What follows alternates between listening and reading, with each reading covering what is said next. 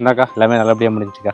நீ வந்து கையெழுத்து போட்டு இவ்வளோ தூரம் அலையிலன்னு வச்சுக்கோமே, இவ்வளோ பெரிய தொகைக்கு நான் வித்திருக்க முடியாதுடா. ஏங்க உங்களால தானே இவ்வளோ தூரம் ஆச்சு, ஒழுங்கா எக்ஸ்ட்ரா பங்கு கேளுங்க.